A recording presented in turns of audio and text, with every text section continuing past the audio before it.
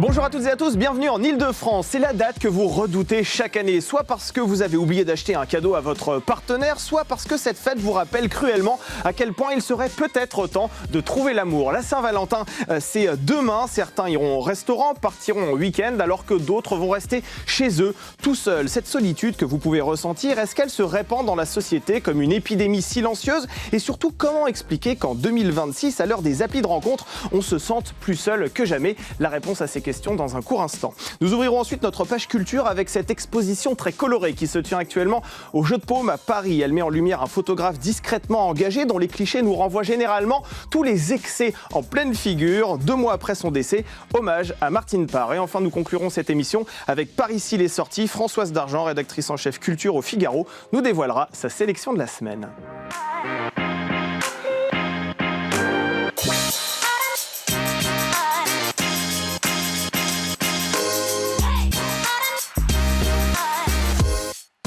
Allez, il est temps pour moi de vous présenter les invités qui vont m'accompagner lors de cette première partie d'émission. Maxence Carsana, bonjour, soyez le bienvenu. Autour de cette table, vous êtes psychologue, auteur de ce livre « Homme-Femme, sortir des idées toxiques » aux éditions Salvator. Soyez le bienvenu dans cette émission. Paul Klotz, bonjour. Bonjour. Vous êtes expert associé à la Fondation Jean Jaurès et vous êtes l'auteur de cette note passionnante que l'on a pu lire, « Le capitalisme de la solitude à l'assaut des liens humains ». Soyez le bienvenu dans ce rendez-vous.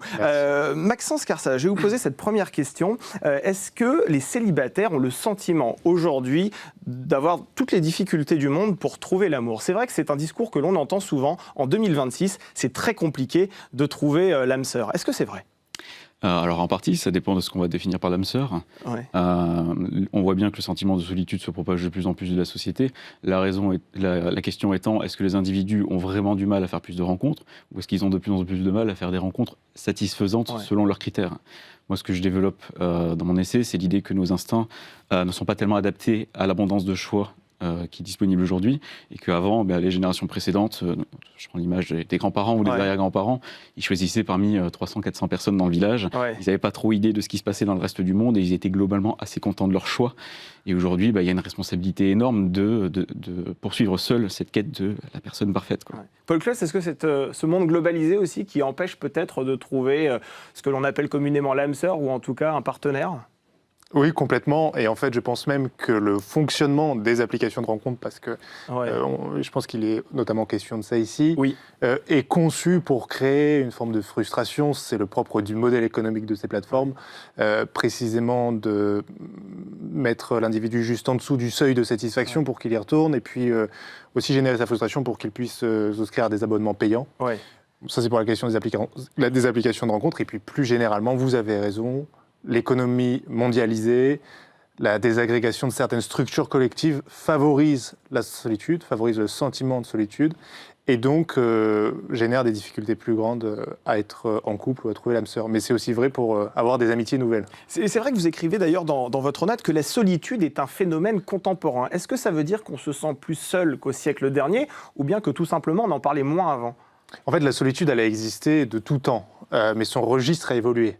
Longtemps, on a perçu la solitude comme une vertu. Si on lit les stoïciens, si on se réfère aussi aux penseurs du catholicisme au Moyen-Âge, il y a l'idée de l'ascétisme, il y a l'idée du chemin spirituel. Et puis, il y a un moment où on passe d'une solitude choisie à une solitude subie. Ça devient un phénomène massif. Et il y a plusieurs causes à ça. Il y a la disparition des grandes structures collectives dans lesquelles on pouvait se reconnaître, la religion, les partis politiques, les syndicats, c'est la théorie de l'archipélisation. Il y a une disparition des instances de socialisation concrètes, les bistrots, les commerces, les services publics aussi. Et puis il y a des phénomènes très conjoncturels qui sont, alors on peut dire le Covid, mais le Covid c'est plutôt un accélérateur au fond d'un état d'esprit de l'époque qui est... L'individu doit être sans cesse l'entrepreneur de lui-même, plus performant, enjoint à réussir, et donc il s'impose des contraintes très fortes. Ce qui est lié à nos sociétés néolibérales, très clairement. Complètement. Perçoit le monde comme un monde de plus en plus adverse. Et à ça vient s'ajouter un phénomène qui est que les jeunes, notamment, qui sont les premiers concernés par la solitude subjective, ont des difficultés nouvelles à rentrer sur le marché du travail, sont davantage frappés par la précarité que leurs parents. et donc se retrouvent dans une situation avec des injonctions très fortes et une incapacité à pouvoir vraiment s'émanciper, ce qui crée de la solitude. Cette idée de solitude subjective, elle est très intéressante. En réalité, c'est cette solitude que l'on ressent alors qu'on n'est pas forcément seul. On peut être entouré de 10, 20 personnes et malgré tout avoir des amis très proches, une famille très présente et se sentir seul. Comment expliquez-vous ce décalage qui, là pour le coup, est aussi assez contemporain ? Parce que la présence d'autrui, c'est pas uniquement se parler en face à face ou même à distance, c'est se sentir compris, c'est pouvoir échanger une certaine vulnérabilité. Et je pense que justement, peut-être en lien avec cet idéal de performance, c'est de plus en plus difficile d'admettre que on n'y arrive pas, ou il y a des jours où ça va pas, on doit toujours se présenter de manière un peu compétitive, sous notre meilleur jour. Il faut que chaque instant de la vie devienne un petit peu instagrammable, si possible. Oui. Et si c'est pas possible, on va le cacher, on va le vivre dans sa solitude. Et ça, cette difficulté à entrer dans un lien un peu authentique, je pense que c'est ce qui favorise ce sentiment de solitude subjective. Et les chiffres sont assez éloquents, hein, on peut l'avancer d'ailleurs. 25% des personnes ressentaient une solitude subjective en 2018 contre 31% en 2024. Est-ce que c'est lié justement aux réseaux sociaux, à Instagram ? Est-ce que c'est effectivement cette injonction à être heureux et à peut-être se sentir un petit peu seul quand on voit des photos de famille et d'amis qui transpirent le bonheur ? C'est indéniablement lié aux réseaux sociaux, puisque les études scientifiques conduites en la matière démontre que le scroll passif ou la publication de contenu active, donc les deux formes d'usage des réseaux sociaux, ont tendance à augmenter le sentiment de solitude. Parce que la solitude subjective, qui concerne donc 40% des jeunes et à peu près 30% de la population générale, ça fonctionne un peu comme l'argent. Si vous êtes très riche et que vous êtes entouré de gens plus riches que vous allez vous sentir pauvre. Si vous avez des amis, certes, mais que vous passez votre journée sur les réseaux sociaux à voir des gens dont le métier, c'est précisément de montrer qu'ils ont plus d'amis que vous, c'est le concept des influenceurs, vous allez vous sentir plus seul. Et à ça vient s'ajouter le fait que l'usage de l'écran, indépendamment du réseau social ou non, produit des effets cognitifs sur l'individu qui sont systématiquement associés à une baisse de ces indicateurs de curiosité, de bien-être social, d'ouverture à l'autre, du fait du fonctionnement des algorithmes. Et donc, les écrans ont un rôle majeur aujourd'hui dans la généralisation de la solitude, même si c'est évidemment pas la seule cause. Maxence Carsalas, est-ce que vous l'observez, vous, en tant que psychologue, justement, dans votre cabinet, des personnes qui vous disent « je suis entouré, mais je me sens seul ». Ça arrive souvent et de plus en plus ? Oui, particulièrement chez les moins de 30 ans. Et je pense que, je valide tout ce qui vient d'être dit là, à la différence près que ce qui se passe dans le système actuel, c'est que les outils et les entreprises ont tendance à pirater des tendances qui sont absolument naturelles et qui sont saines dans un contexte où nous sommes dans une petite tribu, dans une petite communauté. Si vous vous souciez de l'opinion du voisin ou de ceux du quartier d'à côté, ça génère déjà une anxiété assez compliquée à gérer. Si vous devez vous soucier de l'opinion du monde entier, c'est la voie royale vers la dépression. Vous ne pouvez pas gagner à une hiérarchie, dans le jeu d'une hiérarchie qui est toujours mouvante, où il n'y a pas de fin. Paul Claus, c'est vrai qu'on peut aussi parler de ce que l'on appelle l'isolement objectif. On a parlé de l'isolement subjectif. L'isolement objectif, à l'inverse, c'est la solitude qui est mesurée par des faits où l'on a peu, voire pas du tout de contact très concret. 12% des plus de 15 ans en souffrent aujourd'hui, contre 9% en 2010. Qu'est-ce qui a fait aussi grimper ce chiffre en une quinzaine d'années ? Pour le coup, des facteurs plutôt matériels cette fois-ci, concrets. D'abord, le vieillissement démographique. L'isolement objectif touche davantage les personnes âgées qui, précisément, se retrouvent coupées de tout contact, seules dans leur résidence. Ensuite, je le disais tout à l'heure, la transformation des rythmes de la vie par rapport aux normes sociales. Je m'explique. Il y a cette idée qu'à partir de 20 ans, 25 ans, il faut commencer à avoir des enfants, commencer à avoir une famille, être un actif. Mais on a une généralisation de l'enseignement supérieur, il y a de plus en plus de gens qui ont recours, il y a un allongement de la durée des études, il y a une difficulté croissante à rentrer sur le marché du travail, parce qu'il est beaucoup plus saturé qu'avant. Et donc il y a des gens qui se retrouvent dans des moments où ils auraient dû avoir des situations sociales très développées, seuls, et donc se referment sur eux-mêmes. Et créer de la solitude objective malgré eux. Et puis il y a ce phénomène un peu nouveau qu'on appelle les hikikomori, qui est très développé au Japon. C'est quoi les hikikomori ? C'est des personnes qui, parce qu'il est trop difficile de vivre à l'extérieur, pour les raisons qu'on évoque, s'isolent, s'enferment dans leur chambre et ne sortent pas pendant plusieurs années. Et on voit que ce phénomène concerne en France de plus en plus de jeunes. Tout comme du côté des personnes âgées, on voit aussi qu'il y a de plus en plus de morts solitaires, c'est-à-dire des personnes qui décèdent et dont personne ne se soucie. Je crois qu'il y en a 25 en 2025, des morts solitaires, et dont on se rend compte en fait plusieurs semaines, plusieurs mois après qu'elles sont décédées. mais personne n'était là pour s'en rendre compte. Vous le constatez aussi que l'isolement frappe essentiellement les personnes âgées ? Alors ça, je ne pourrais pas vraiment le valider puisque ce n'est pas vraiment des personnes âgées qui viennent me consulter. Moi, c'est plutôt une population entre des adolescents et jusqu'à 45-50 ans. Donc, mais bon, j'ai pu exercer un petit peu en gériatrie psychiatrique, en EHPAD quelque temps et à l'époque, je le voyais déjà, mais c'était en plein Covid. On en a parlé tout à l'heure, c'est vrai que la solitude, à un moment donné, était, pour des raisons culturelles, parfois un peu vertueuses, on peut le dire. Est-ce que vous, en tant que psychologue, la solitude n'est pas forcément noire à 100% ? Est-ce que la solitude a aussi quelque part des bénéfices ? Oui, tout à fait. Mais pour ça, il faut avoir une âme contemplative. C'est-à-dire c'est pas un idéal qui correspond à tout le monde. La manière dont le catholicisme a pu célébrer une certaine forme de solitude, c'est parce que ça permettait de se rapprocher de Dieu, ça permettait de se détacher du monde. Ouais. Dans une société où la majorité des gens n'ont pas la foi, elle n'a aucune utilité. Ouais. Elle n'amène pas à un résultat palpable. La solitude est plus subie que voulue, c'est ça que vous voulez dire ? Oui, tout à fait. C'est ça. Et elle n'est pas productive, surtout. Ouais. C'est-à-dire qu'en plus de cela, il y a les réseaux sociaux en partie, mais il y a plein de substituts qui permettent d'arrêter de penser quand on se retrouve dans ces moments-là, qui potentiellement pourraient servir à faire son introspection, à tirer quelques leçons de nos expériences et puis se dire peut-être que c'est le signal que je dois changer ma vie maintenant. On va plutôt s'anesthésier et puis poursuivre dans la même voie, sauf que sur le temps long, les conséquences s'accumulent. Et Paul Klotz aussi, on peut parler de ce phénomène que vous avez démontré d'ailleurs dans votre note, qui prouve que plus on est précaire aussi, et plus on se sent seul. Pourquoi la pauvreté isole-t-elle autant concrètement ? Alors, peut-être avant d'expliquer les causes, je citais ces chiffres très frappants. Ouais. Si on prend le dernier décile des revenus, les 10% des personnes les plus précaires, et qu'on leur demande au cours des 7 derniers jours, combien de fois vous vous êtes senti seul ? Enfin, au moins une fois. 49% disent s'être senti seul au moins une fois. Et c'est que 15% pour les 10% les plus riches. Ah oui. Il y a plusieurs raisons à ça. La première, c'est que la précarité au travail isole nécessairement parce que avoir une vie sociale active coûte parfois cher. Parce que les métiers les plus précaires sont les métiers qui sont aussi les moins en contact avec des gens extérieurs et des sociabilités. Et puis parce que la précarité, généralement, est corrélée à des structures familiales éclatées, à des familles monoparentales, à des personnes qui n'ont pas toujours de proches, parents. Oui. Donc c'est difficile de savoir qui de l'œuf ou la poule, mais en fait, ce qu'il faut savoir, c'est que la précarité génère de la solitude, qui elle-même génère de la précarité. Il est démontré, peut-être revenir là-dessus, que quand vous êtes seul, vous avez des conséquences sanitaires. C'est ce que j'allais vous demander. Dramatiques. Il y a des conséquences sur la santé également. Dramatique. Il y a la Fédération française de cardiologie qui estime qu'être seul, je ne sais pas comment ils font leur calcul, c'est l'équivalent de fumer 15 cigarettes par jour. Ah oui.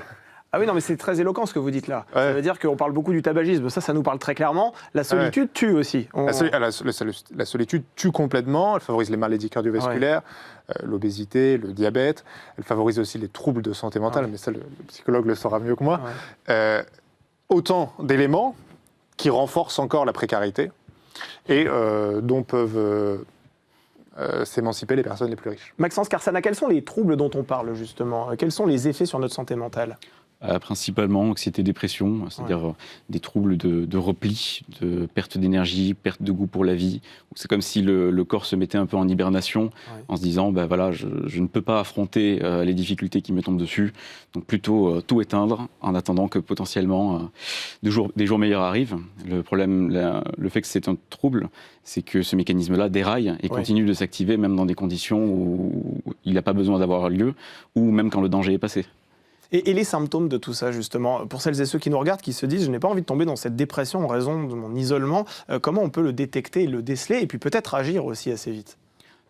Déjà, si on ressent une perte d'énergie globale qui est assez anormale par rapport à des états précédents, des pensées suicidaires, le fait de même de commencer à refuser des invitations alors qu'on est déjà dans une situation où on n'a déjà pas énormément de contacts sociaux, il y a une forme de repli anormal qui se met en place.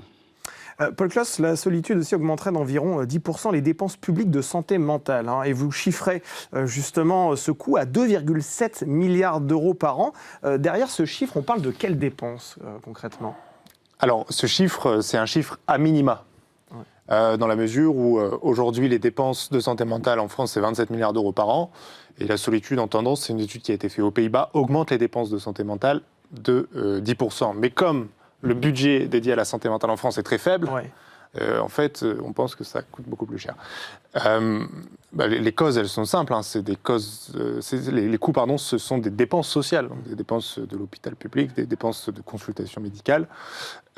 Mais ici, je parle des coûts pour les finances publiques. Oui. Et il y a évidemment un coût pour la société globale, c'est-à-dire pour le PIB, qui est lié à une perte de productivité générale de la population du fait d'un isolement, et puis qui est lié à l'apparition de maladies qui dégradent les capacités des individus. Et c'est vrai que vous avez une solution dont on parlera tout à l'heure, qui est un service public du lien social. C'est très intéressant, franchement, et on va y revenir en détail. Paul Klotz aussi, je voulais vous poser cette question, parce que vous avez évoqué cette pandémie de Covid-19. On peut dire qu'il y a eu un avant et un après aussi sur ce secteur de l'isolement ?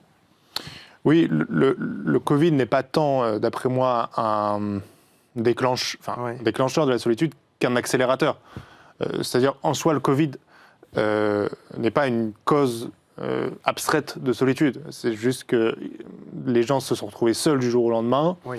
Il y a aussi eu des peurs sur la contamination qui ont créé une symbolique dans le rapport à l'autre très déformée. Il est d'ailleurs montré que les niveaux de contact tactile entre les individus ne sont pas revenus à la normale 6 ans après le Covid. Et donc, ça a exposé un nombre considérable de personnes à ce phénomène nouveau qu'elles ne connaissaient pas, particulièrement les jeunes, qui ont été assez maltraités pendant la pandémie. Et qui ont eu du mal à s'en sortir. Vous avez constaté un avant et un après, vous ? Oui, alors ça va dépendre des individus, évidemment, mais j'ai clairement en face de moi certaines personnes qui n'ont jamais redémarré suite au Covid. En fait, c'est venu mettre un stop.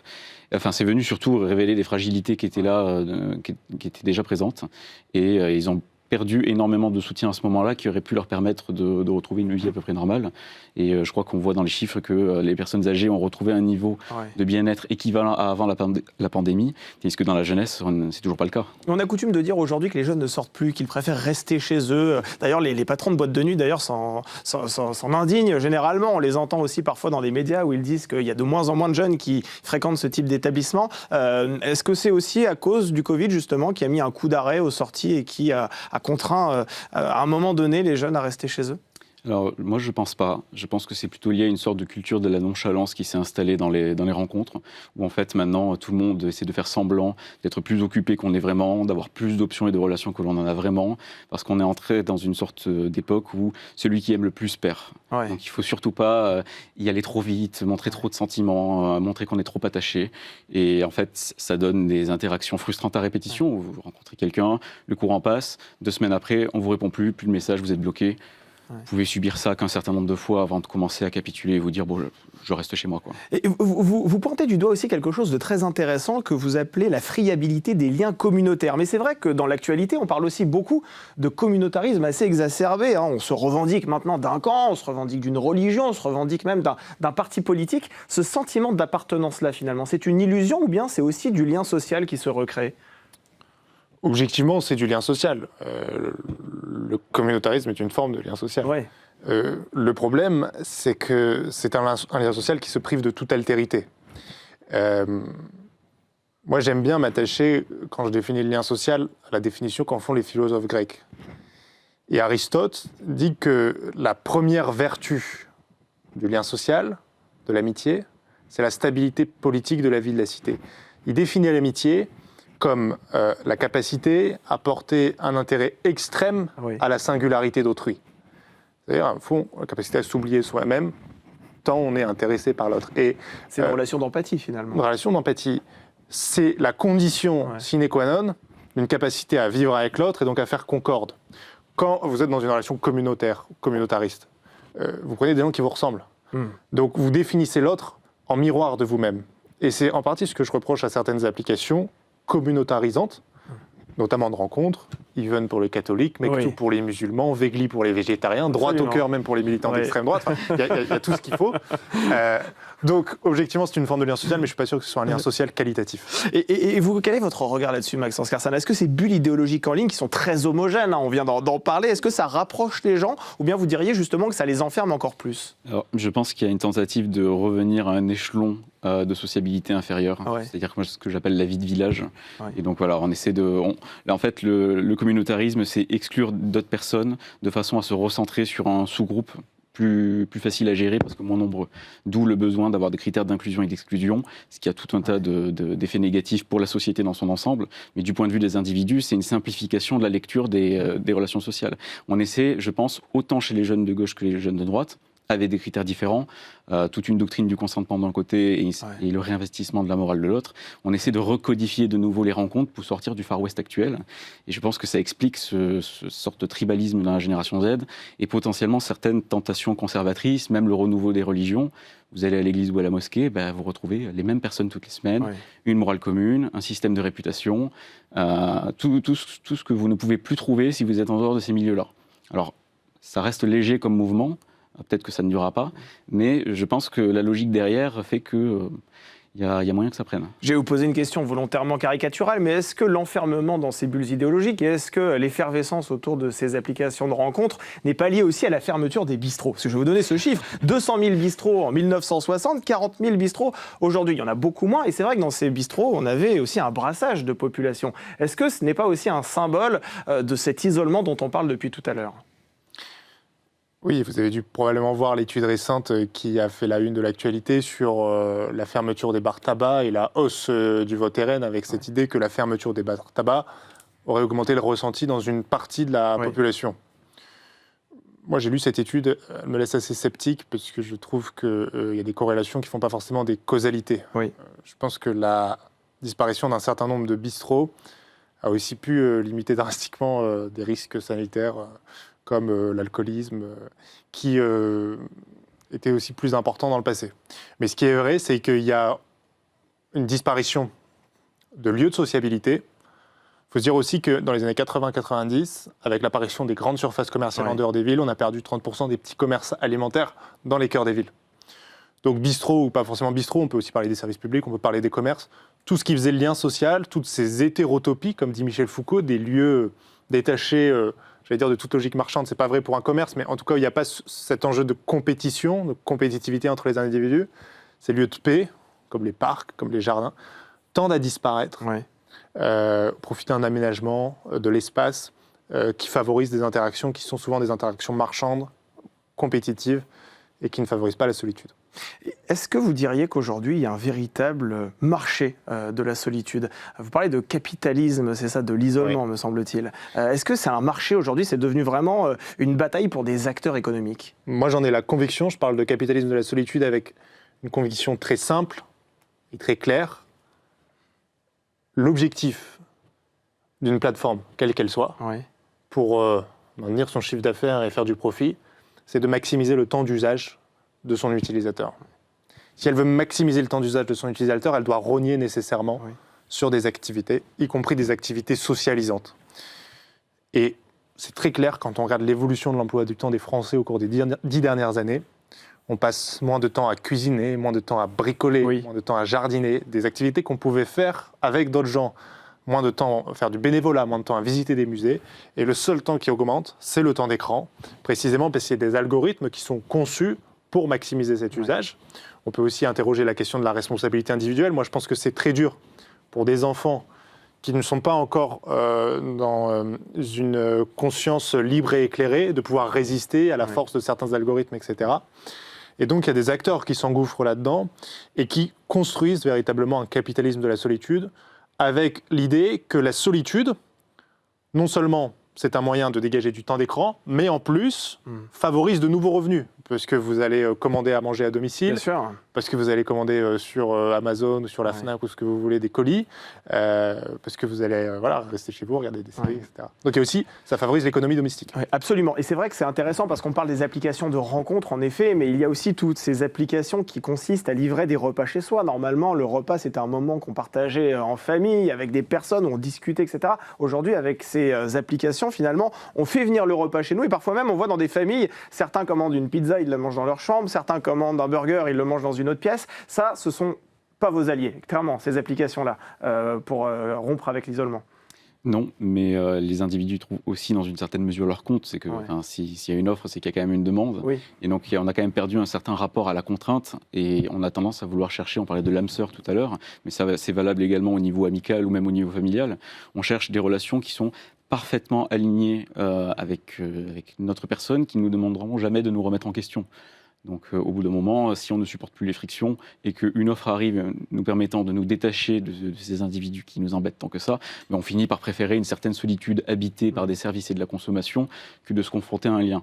Mais ça, pour le coup, c'est un problème culturel beaucoup plus global et on peut revenir à la sagesse grecque. Le problème existait déjà à l'époque, c'est une question de degré à ce niveau-là. Alors certains acteurs tentent justement de rompre cet isolement et de recréer du lien social. C'est le cas d'Astrid Beaufils qui est avec nous à distance. Bonjour Astrid Beaufils. Bonjour, enchantée, merci. Bienvenue dans cette émission. Vous êtes cofondatrice de Dixner. Racontez-nous en quoi consiste cette aventure justement que vous avez co-créée. Cette belle aventure, en fait, c'est des expériences matchées à 10. C'est souvent autour du moment du partage du repas parce que c'est un moment qui est très convivial. C'est le moment préféré des Français d'ailleurs, se retrouver à table. Donc on a lancé ça il y a 3 ans. C'est un concept pour lâcher les écrans, faire des rencontres, être soi-même, pas de swipe, pas de chat, juste du réel. Et concrètement, comment on peut y participer et à qui votre initiative s'adresse-t-elle? Est-ce qu'il faut être célibataire, par exemple, et puis chercher l'amour, ou bien est-ce que l'on peut tout simplement avoir envie de se faire des amis et on peut s'inscrire à ce moment-là sur votre site internet? Moi, je vais pas être objective, je vais dire un peu de tout, parce qu'on a un nouveau moyen de se rencontrer. Donc, on a plus de 80% de célibataires quand même qui viennent chez nous, parce que c'est des rencontres dans le réel. Comme je le disais, il n'y a pas de photos, donc on est là pour notre personnalité. Toutes les classes sociales sont représentées. On va de 19 € à 140 € parce que pour moi, le prix ne définit pas les rencontres, en tout cas l'investissement qu'on met dedans, que ce soit personnel ou financier. Autour d'une table, on est tous les mêmes et les échanges sont riches, mais pas via le portefeuille, mais parce qu'on a envie d'échanger avec les gens. Malgré tout, est-ce que vous pouvez nous raconter un petit peu l'ambiance qui se passe lorsque vous organisez ces repas? Est-ce qu'il y a quand même des moments où, disons, on ressent une forme de malaise parce que les personnes ne se connaissent pas et c'est pas forcément très simple finalement de sympathiser avec des personnes que l'on n'a jamais rencontrées? Effectivement, sur papier, c'est impressionnant. Beaucoup sortent de leur zone de confort, on en a bien conscience. C'est pour ça qu'à chacune de nos expériences, on a ce qu'on appelle un ambassadeur. C'est un convive à qui j'offre les expériences, qui est présent, qui est un peu le brise-glace, qui va vous prendre au sens figuré par la main, vous accompagner lors de votre expérience, mais qui est vraiment plus un facilitateur d'échange. Après, nous, il nous fait un retour d'expérience, comme ça, on s'améliore, on continue.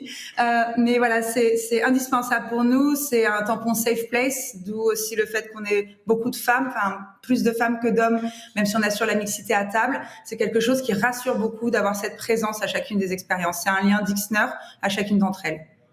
Eh bien, merci beaucoup, Astrid Beaufils, de nous avoir partagé cette expérience. Je rappelle que vous êtes la cofondatrice de Dixner.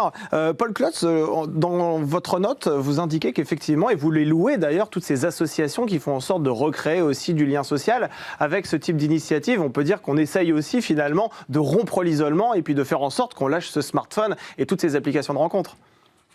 Effectivement, je pense qu'il faut avoir une lecture nuancée sur les applications de rencontres amicales. Je dirais qu'il y en a 2 types. Il y a celle comme Dixner qui peut favoriser des rencontres générales, avec au fond un appareillement qui paraît à peu près aléatoire, où vous ne savez pas qui vous allez voir. Mais je me méfie de celles qui, sous couvert d'un abonnement, vous promettent de rencontrer des gens qui ont exactement les mêmes centres d'intérêt que vous, qui appartiennent à la même communauté que vous, parce qu'on retombe sur le problème qu'on évoquait tout à l'heure avec Maxence, à savoir des liens sociaux qui sont une simplification du réel. En revanche, il y a énormément d'associations, je pense que Dixner en fait partie, qui ne cherchent pas forcément à s'enrichir sur la souffrance des gens et qui veulent vraiment faire du lien social. Maxence Carsana, je voudrais qu'on rentre un petit peu dans le cœur aussi du livre que j'ai cité tout à l'heure, dont vous êtes l'auteur. Quand on voit la violence des discours entre hommes et femmes sur les réseaux, est-ce qu'on vit vraiment une guerre des sexes, justement? Ou est-ce que c'est surtout une minorité bruyante, un peu mal dans sa peau, qui donne l'illusion d'un conflit général? Alors, plutôt la deuxième option, mais une minorité qui est quand même de plus en plus influente. On voit que ces discours commencent à déborder et que des jeunes qui ne sont pas directement concernés, vous passez 2 minutes à scroller sur la plupart des réseaux sociaux, vous allez vite tomber sur ce genre de discours militant. Oui. Et ça les influence. J'ai de nombreux exemples en tête où on m'envoie des captures d'écran de tentatives de drague de jeunes hommes de 17 ans, et ils reprennent toutes les formules insipides qu'ils ont lues dans des guides de séduction piochés sur des forums obscurs. Et ça marche pas. Eh ben, en fait, ça marchait peut-être il y a 10 ans quand personne connaissait encore le truc, mais quand ils sont tous sur la stratégie, ça devient juste ringard en fait. Et Paul Cloche, je voulais aussi aborder cette dernière question avec vous parce que vous proposez dans votre note un service public du lien social. Ça m'a beaucoup interpellé parce que ça veut dire que ce lien social, il n'est plus seulement, j'ai envie de dire, il n'a plus le monopole en tout cas chez les associations et puis tous ces acteurs, les applications de rencontres. Cette fois-ci, on parle d'un lien social qui est organisé aussi par l'État quelque part. Oui. Le service public du lien social. Qu'entendez-vous par là exactement ? En fait, je pense que beaucoup de vos auditeurs trouveront ça légitimement très interventionniste. Oui. Ce que je veux dire, c'est qu'il faut regarder la réalité en face. Il y a une défaillance de marché. C'est-à-dire que l'État paye les frais de la solitude générés par des acteurs privés. Donc l'État n'est pas moins légitime à agir que les autres. Et l'avantage de l'État, c'est qu'il est le détenteur d'infrastructures collectives, de structures collectives. Et à la fin, c'est l'argent du contribuable aussi qui est derrière. Donc, ce qu'il peut faire, c'est tout simplement favoriser les rencontres dans un objectif non marchand. On a eu au Royaume-Uni un ministère de la solitude. Oui, absolument. Au Japon aussi, je crois. Au Japon aussi. Alors, si on regarde un peu à quoi ressemblait ce service public du lien social, c'est essentiellement un financeur, donc des appels à projets pour financer des associations. Ça peut prendre cette forme-là. Ça peut aussi prendre la forme de réseau d'alerte où des gens viennent vous dire là je me sens vraiment seul, et donc l'État engage des dépenses financières pour permettre à des gens de s'inscrire dans des clubs, dans des associations qui leur permettent de rencontrer des personnes. Eh bien merci beaucoup, merci à tous les deux d'avoir été autour de cette table, c'était passionnant. On poursuit cette émission avec une exposition très colorée.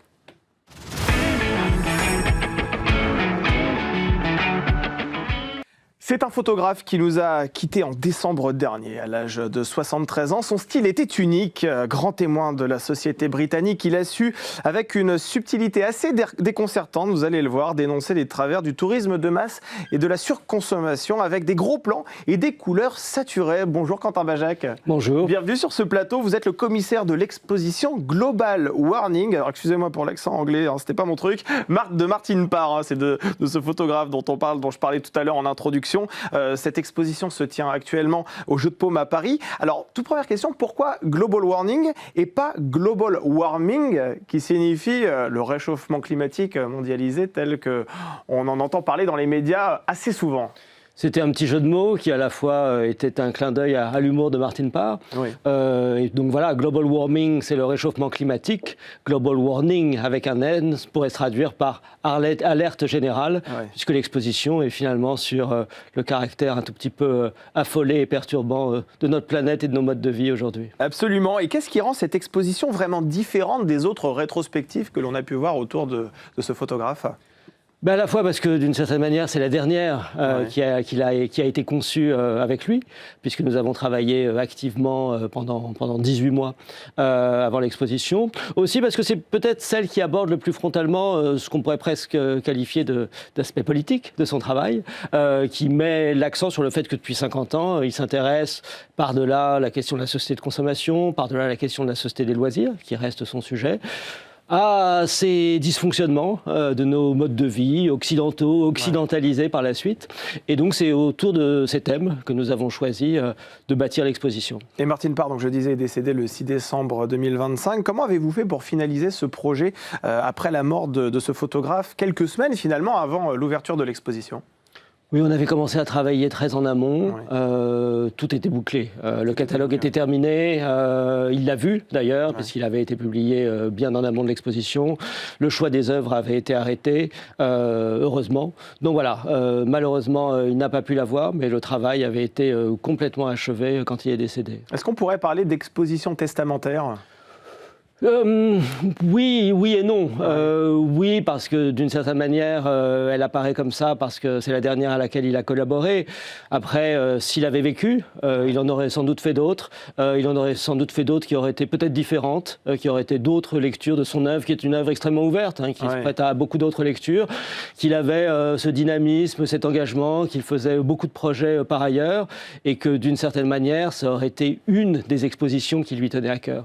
Néanmoins, c'est vrai que dans ces derniers mois, quand on a travaillé ensemble, je l'ai senti très excité. Excité par le projet et par finalement cette lecture, un tout petit peu nouvelle de son travail, et puis le fait que c'était présenté à Paris, la France ayant été si importante pour lui dans la reconnaissance de son œuvre. Et vous qui avez vraiment travaillé justement sur cette œuvre, à partir de quel moment avez-vous compris que toute l'œuvre de Martin Parr tournait directement ou indirectement autour de la crise climatique ? Par ses entretiens, par les entretiens qu'il a donnés, par les interviews, où de plus en plus, depuis une dizaine d'années, il revenait sur ces enjeux, il y revenait de manière assez inquiète, un peu préoccupée, tout en gardant évidemment l'humour qu'il caractérise et la distance, voire l'ironie. Mais néanmoins, voilà, je le sentais préoccupé, le connaissant tout de même un peu, et je me suis dit que c'était sans doute le moment justement de mettre en avant cette inquiétude, cette préoccupation, cette perplexité, et d'en faire un sujet d'exposition. On voit toutes les images qui défilent, alors elles sont acidulées, elles sont saturées, parfois même absurdes, en tout cas toujours assez drôles et divertissantes. Comment montre-t-on finalement le dérèglement climatique sans une seule image de catastrophe naturelle ? Parce que généralement, quand on parle de climat, de dérèglement climatique, on a le droit à une énorme vague de tsunami, on a des tremblements de terre, des choses assez choquantes. Lui, il a décidé d'adopter une toute autre stratégie.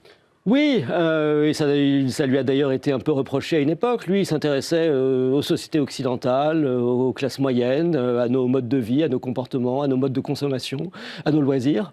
Donc finalement, un certain nombre des causes qui sont celles du réchauffement climatique, le tourisme global et planétaire, la surconsommation, la production, nos addictions à la technologie, à la voiture, au téléphone portable, etc.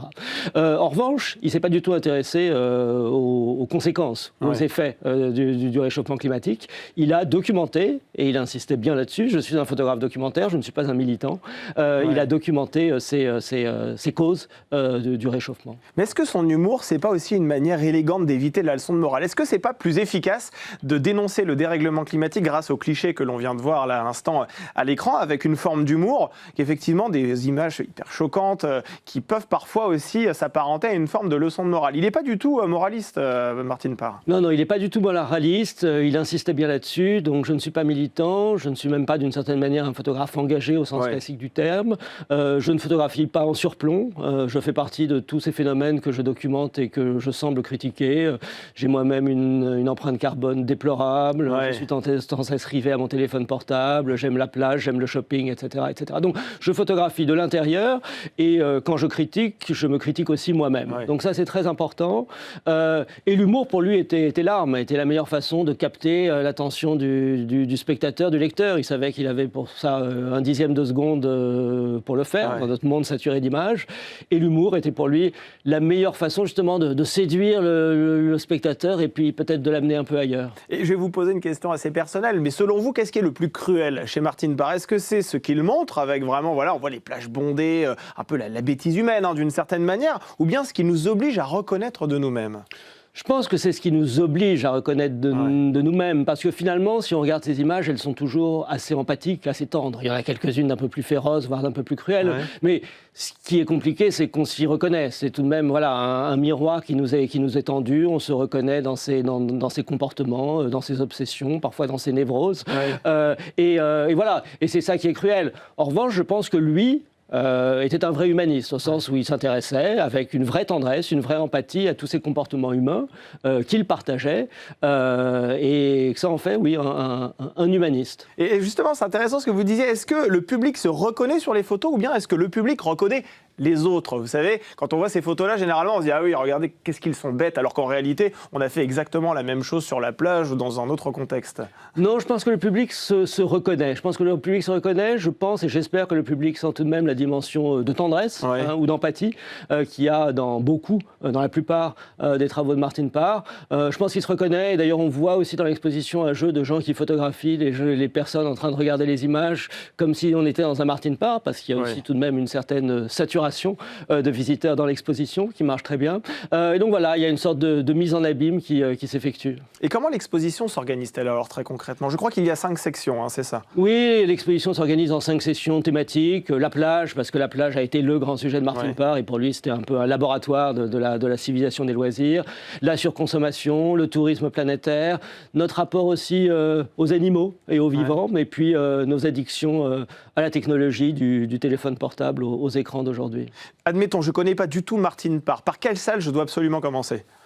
Je pense qu'il faut commencer par la consommation, parce que c'est la consommation qui a été finalement son grand sujet dès les années 80, et tout découle de la consommation. Ça a été son grand thème qu'il a poursuivi. Le tourisme, c'est de la consommation. Nos addictions à la technologie, c'est de la consommation. Donc c'est ça qui a été son projet depuis 40 ans. Alors, terre de loisirs, terre de déchets, c'est le nom de l'une des 5 sections.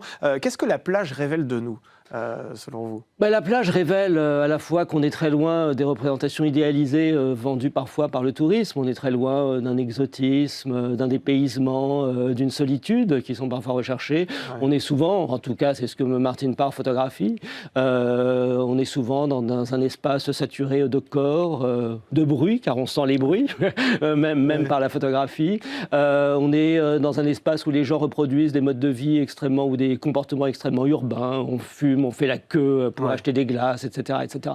Donc on est dans un univers qui est en effet très, très, très éloigné du rêve qu'on nous vend. Et c'est finalement là-dessus que Martin Parr a travaillé toute sa vie. Le décalage entre une forme de propagande visuelle, qui est celle de la publicité, de l'industrie du tourisme ou d'autres, et puis la réalité des lieux et de nos comportements aux uns et aux autres. Et vous l'avez rappelé, Martin Parr avait aussi pour habitude de photographier les animaux. Est-ce qu'il photographiait les animaux ou la façon dont on regarde les animaux? Parce qu'il y a cette image aussi qui défile, je ne sais pas si vous l'avez vu, mais ce chien avec ses lunettes aussi, qui révèle une sorte d'anthropomorphisme assez exacerbé qu'on peut parfois, dont on peut se rendre coupable parfois. Voilà, ça c'est du Martin Parr dans le texte. Si ça c'est du Martin Parr dans le texte, absolument. Martin Parr aimait toujours un tout petit peu retourner les clichés de la photographie, et d'une certaine manière, il fait une anti-photographie animalière. La photographie animalière, c'est toujours le mythe de l'animal saisi dans son habitat naturel. Et lui, il dit, il ne s'intéresse aux animaux que dans la relation avec les humains, et d'une certaine manière que dans ce que les humains font des animaux ou aux animaux. Et tous ces messages qu'il fait passer, qu'il parvient à faire passer avec brio, est-ce que vous pensez que c'est grâce à son style, c'est-à-dire ses couleurs saturées, ses plans très serrés? C'est ça aussi qui permet de véhiculer un message? Oui, il y a une efficacité, c'était son génie, c'était cette façon dont il était tout à fait conscient du contexte dans lequel il travaillait, qu'il fallait convaincre et séduire très rapidement, et qui a en effet ces couleurs, ce langage à la fois extrêmement simple, mais qui, et ça c'est important, quand on le regarde une deuxième, une troisième fois, quand on reste un peu plus longtemps dans l'image, aussi révèle des petits détails. Donc il y a plusieurs niveaux de lecture. Est-ce que Parr a inventé une manière de regarder la foule, comme certains ont inventé d'autres choses dans le monde de l'art? Je pense qu'il a inventé un peu une manière de regarder le monde, ou de se regarder. Le monde en général même. Je pense qu'il a aussi fait des émules sur Instagram et ailleurs, qu'aujourd'hui on a tous parfois l'impression de faire du Martin Parr, et qu'il a acquis un statut tout à fait rare dans le monde de la photographie. Je vois aucun photographe qui parmi ses contemporains, ait peut-être acquis une telle renommée et tellement influencer le regard de l'amateur. Mais c'est vrai que vous avez raison, quand on regarde ces photos, parfois on a l'impression qu'il y a un filtre Instagram qui a été posé devant. Est-ce que nous sommes tous les héritiers de Martin Parr? Est-ce que sans le faire exprès, parfois quand on poste une photo sur Instagram, on fait du Martin Parr? Il nous a aussi peut-être un petit peu conditionné certains formats de photos. Il a conditionné notre regard, et c'est, je dirais, peut-être aussi le fait des grands artistes de conditionner le regard, mais lui-même, il faut bien le dire, sa pratique avait été très très influencée par la photographie amateur. Enfin, il adorait la photographie amateur des années 50, 60, 70, le cliché de famille, etc.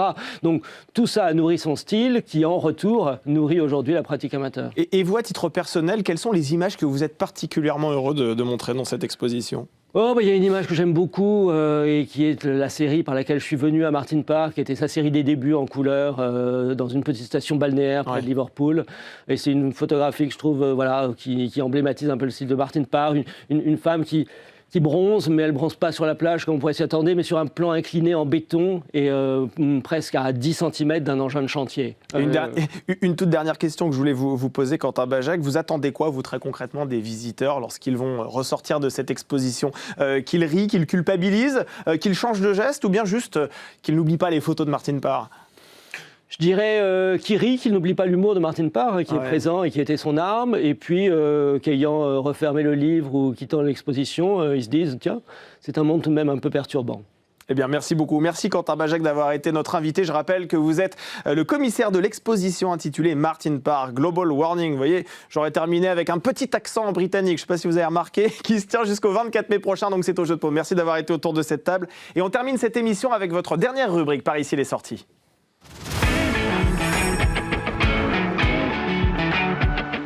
Bonjour Françoise Dargent. Bonjour Damien. Vous voyez, vous m'aviez donné des idées. Vous m'avez parlé de Martine Parr il y a quelques semaines. Eh bien, j'avais décidé de creuser un peu le sujet, vous voyez. Eh bien voilà, c'est parfait. Avec Quentin Bajac, vous étiez à bonne école. Vous êtes rédactrice en chef culture au Figaro et cette semaine, vous avez choisi de nous emmener au musée de la vie romantique qui rouvre ce samedi après 17 mois de travaux tout de même. Alors c'est vrai que le lieu a été métamorphosé. Donc j'ai une question à vous poser. Est-ce que vous avez retrouvé le musée que vous connaissiez autrefois ? Alors, je l'ai retrouvé, non pas métamorphosé, mais comme ensoleillé. Alors, je vous explique un peu, parce que ce musée, c'est un des musées les plus charmants de Paris, qui est une maison, en fait. Donc, on y accède par une cour pavée, il y a par une allée pavée, il y a une cour, un petit salon de thé, on peut même s'asseoir quand il fait beau dans le jardin. Et en fait, on est devant cette maison, c'est un peu un rêve de Parisien, on se dit « Ah, qu'est-ce qu'elle est belle cette maison !» À l'époque, quand elle a été construite en 1830, c'était une maison pas si prestigieuse que ça, c'était une maison bourgeoise. Il faut imaginer que c'était le quartier, la Nouvelle Athènes, qui avait encore beaucoup de prés dans le coin, c'était en dessous de Montmartre. Donc la rue Chaptal venait d'être creusée. Et donc on est dans cette maison et on ne savait pas trop, les restaurateurs ne savaient pas trop à quoi elle ressemblait. Et ils ont trouvé une petite toile dans le musée natal de la ville natale du peintre Ary Scheffer, qui a donc occupé cette maison. Et ils ont retrouvé les couleurs d'origine, ce mur jaune beurre et ces volets et ces huisseries dans les tons de brun. Et en fait, on se retrouve plus devant une maison un peu italienne. Ça fait penser un peu à ces maisons de la néo-renaissance italienne. Donc c'est pour ça, voilà, le coup de soleil, c'était pour ça. Je disais que c'était plus le vert d'avant. On est un peu en Italie. Et est-ce que ce coup de soleil a pénétré à l'intérieur de la maison, justement ? Et en quoi les travaux de rénovation ont-ils consisté ? Alors, les travaux de rénovation, dans la maison, pas grand-chose. C'est plutôt les communs qui ont été touchés, on l'a surélevé, il y a un nouvel accueil. Enfin, c'est un peu plus pratique pour les visiteurs qui viennent, parce que c'est quand même un musée qui accueille beaucoup de visiteurs, puisqu'il est charmant, donc les gens se passent le mot. Donc, c'est plutôt sur les communs qu'on a fait les travaux. Dans la maison en elle-même, c'était difficile de faire quelque chose sans dénaturer l'endroit, qui est quand même un endroit plein de charme. Donc, si on avait installé un ascenseur, ça aurait vraiment bouleversé l'intérieur. On n'a pas non plus redistribué les pièces. Donc, on reste dans une maison bourgeoise du 19e siècle, c'est-à-dire avec des petites pièces, mais il y a un petit coup de baguette magique quand même qui a été fait. Les murs ont été repeints, il y a du papier peint, tout a été revu, la muséographie a été revue. Et ce que je trouve, moi, ce qui m'a plu, c'est que cette muséographie, par exemple, on reste dans une maison, c'est-à-dire que les tableaux ne sont pas accrochés sur des simèses, ils sont accrochés au mur. Les cartels, ils se font un petit peu discrets. Il y a des meubles qui ont été créés pour tout ce qui est tactile ou un petit canapé où on écoute de la musique, parce que les romantiques, c'est aussi beaucoup de musique. Et je trouve que ça s'intègre très très bien dans cette maison. Donc on est toujours dans cette maison du peintre qui accueillait ses amis artistes, Georges Sand, Berlioz, Delacroix, voilà, on est avec eux. Alors justement, quand on évoque le musée de la vie romantique, on pense davantage à ceux que vous avez cités, Georges Sand, à Chopin, à Delacroix, plus qu'à Ary Scheffer, qui n'est pas si connu que ça. Comment l'expliquez-vous ? Alors, il était connu à son époque, mais effectivement, on retient plutôt Géricault et Delacroix pour les tableaux, qui sont quand même de meilleurs peintres que lui. Lui était peut-être un peu plus académique. Il était assez proche du pouvoir. Il a été le professeur de dessin des enfants du duc d'Orléans, donc le futur Louis XVIII. Donc c'est plutôt un peu conservateur, peut-être une idée un peu moins romantique, mais il recevait ses amis artistes tous les vendredis. Alors il faut imaginer le quartier à l'époque quand même. C'est un peu le quartier du Figaro. Donc imaginez, il y avait Georges Sand et Chopin qui étaient square d'Orléans, Delacroix qui était rue Notre-Dame-de-Lorette, Géricault dans la rue des Martyrs. Donc, ce sont des noms qui nous parlent, nous, voilà, ici. Et donc, nous, on aurait pu les croiser si on s'était transposé, donc c'était quand même assez chic. Et donc, tout ce beau monde, cette constellation d'artistes, est gravité autour d'Ary Scheffer. Donc, c'est comme ça qu'il incarne un peu la vie romantique. Et le parcours le remet à sa place, raconte un petit peu, on en sait un petit peu plus. Il y a une salle qui lui est consacrée. Je vous rassure, une autre salle évoque bien Georges Sand avec ses bijoux qui ont été légués par sa petite fille. Il y a les tableaux de ses enfants. Donc on est quand même avec Georges Sand qui va être à l'honneur cette année, puisqu'il y a un grand anniversaire de Georges Sand. Donc on est aussi dans le mouvement romantique, une salle évoque le paysage, une salle évoque la littérature romantique à l'époque. Donc on est un peu dans cette évocation, mais on reste quand même dans une maison. Donc c'est ça qui est assez agréable. Alors, autre vision du romantisme sur scène.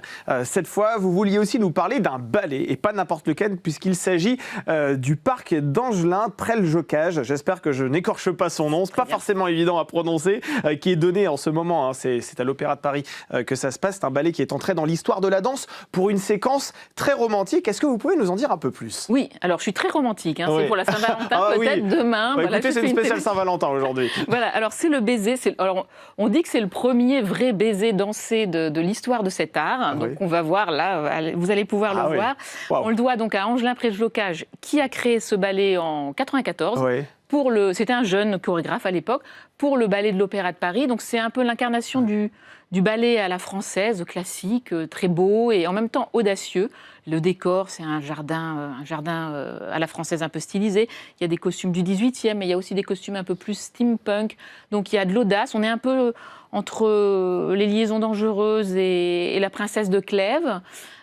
Près-Jocage place la question du désir au cœur du sentiment amoureux, d'où ce flying kiss qui fait le tour du monde. Il a même été repris pour une pub Air France. Ah ouais, mais c'est vrai que c'est un baiser qui est incroyable, on le voit encore à l'image, il est très fluide, il est très aérien, pas évident à faire, il faut avoir la nuque pas évident à faire, alors voilà, vous voyez, la danseuse s'agrippe à son partenaire tout en maintenant les lèvres accrochées, enfin vraiment collées, et ils tournent ensemble d'un même mouvement, donc vous imaginez que c'est très technique, ça dure 7 minutes quand même, donc c'est assez long. 7 minutes. Et alors moi j'ai relu l'article que notre spécialiste de la danse Ariane Bavelier a écrit pour le Figaro. Elle a interviewé, alors je vous lis, Angelin Près-le-Jocage qui dit mais en fait le garçon doit uniquement impulser puis laisser la force de rotation de la file l'emporter.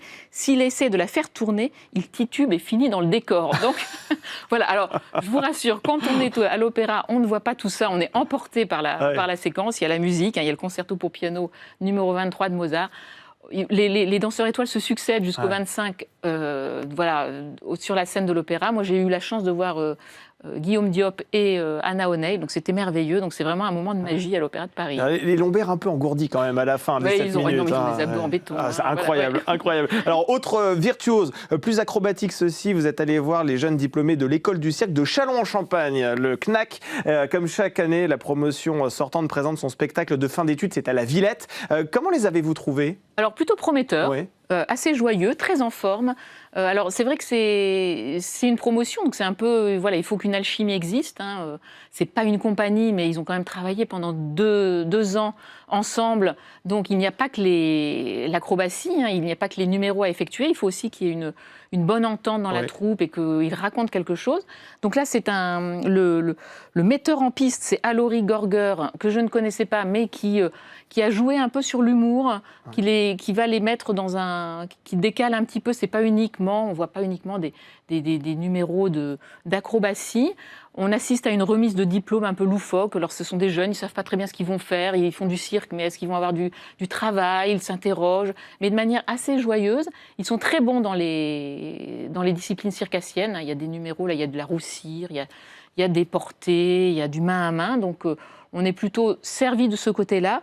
Ils sont un peu, c'est potache, ils sont un petit peu revendicatifs, comme toujours, comme les jeunes artistes, sur la place de la culture dans la société, du spectacle vivant, mais ça reste gentil. Ils sont heureux d'être là et c'est vrai que c'est un spectacle que vous pouvez aller voir avec des enfants, avec des adolescents à la Villette. Ça se voit très très bien. Et c'est jusqu'au 22 février. Merci beaucoup Françoise Dargent d'avoir été sur ce plateau et de nous avoir recommandé toutes ces sorties. Évidemment, on ira les consommer sans modération. Je rappelle que vous êtes journaliste culture au Figaro. C'est la fin de cette émission. Merci beaucoup de nous avoir suivis. Lundi, vous retrouverez Victoire Sicora aux commandes de Bienvenue en Ile-de-France. Très bon week-end à toutes et à tous sur le Figaro TV.